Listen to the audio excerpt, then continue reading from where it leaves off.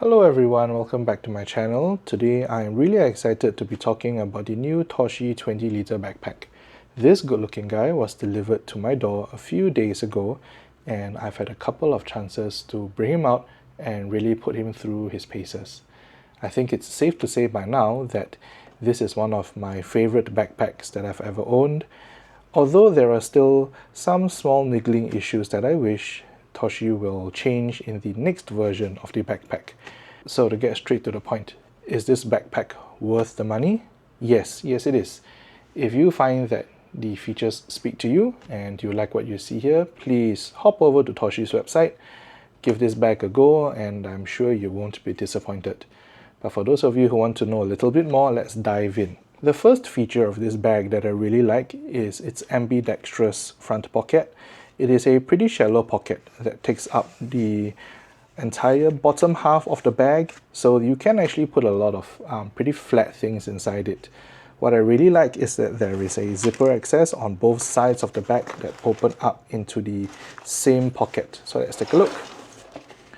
It is a pretty hidden compartment, so on a normal day this is not really accessible to anyone other than you.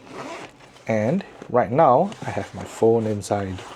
I like how this compartment works because I can just kind of shift the bag to the front and it gives me really quick and easy access to anything that I really would want in here. For now, I really only have my phone in and sometimes my wallet. I don't really like to overpack this, and also it's not the most secure pocket, so I don't want anyone who gets in here to take all my things at once, you know? Just my most important things, my phone and my wallet. While this access pocket is really cool, something that happened to me very recently yesterday was that I actually used this pocket, this zipper first, and I forgot to close it and I kind of left it open. I slung it back on my bag, and then the next time I wanted to access the pocket, I actually flipped over to this side and opened this zipper over here. Well, you can guess what happened. My phone fell right through onto the floor.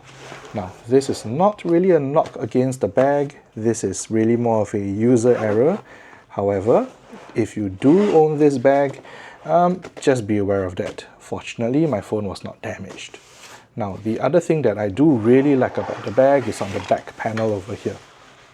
Now, as a really sweaty guy who lives in a really hot and humid country, the back panel and straps of a bag are really important to me, and they can really make or break a bag if they're not designed well and if they can't breathe. I'm really glad to say that Rework has done really well on the back panel, and this is really all I could ask for. The back panel here has pretty good ventilation channels to keep everything pretty cool when it gets hot, and the padding is micro mesh that is quite stiff and really comfortable to carry.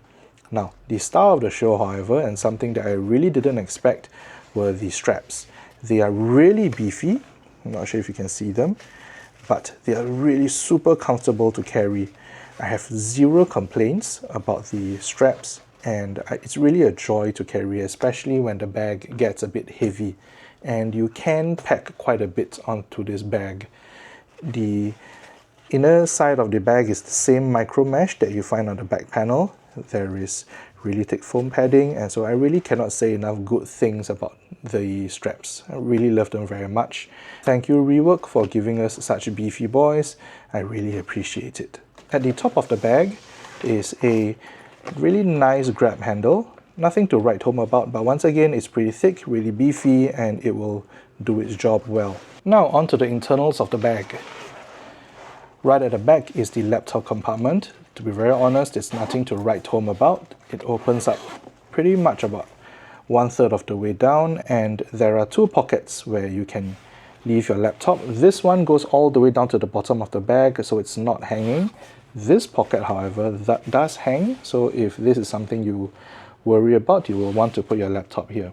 I'm not in the habit of carrying my laptop around lately, so in here I have my Kobo for some light reading, and also my iPad mini 6, and that's about it.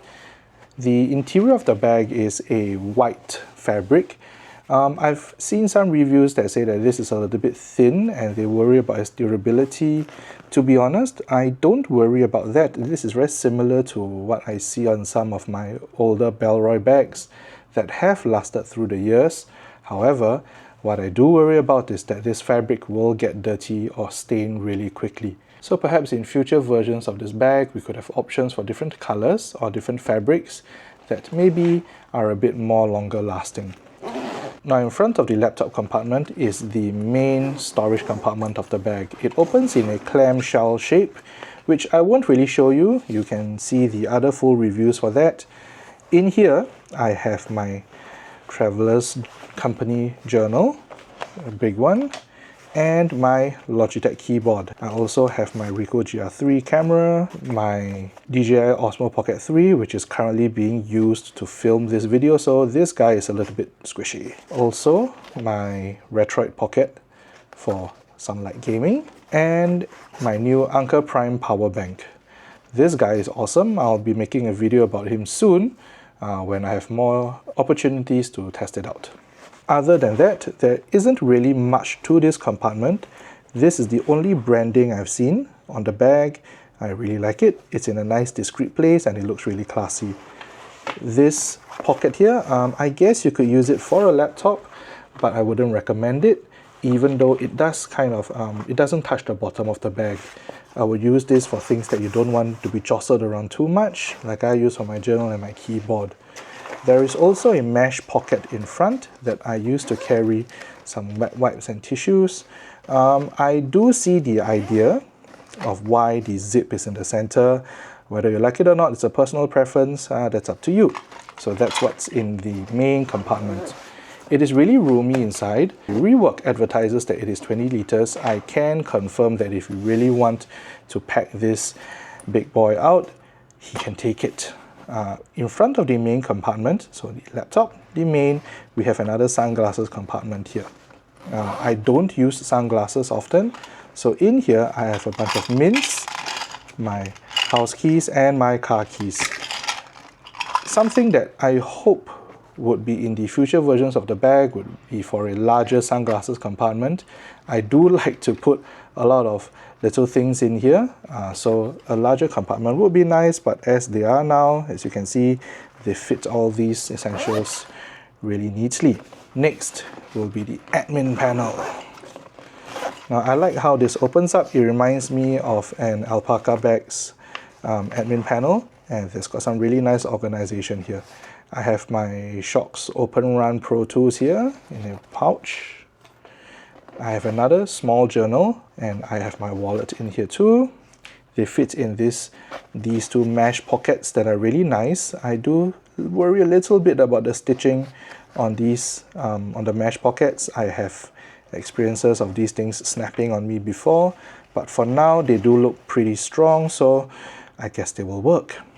And in here is another pocket where I keep a reusable grocery bag. There is a secret to this bag that's on screen right now that really blew my mind when I first found out about it, and it is this.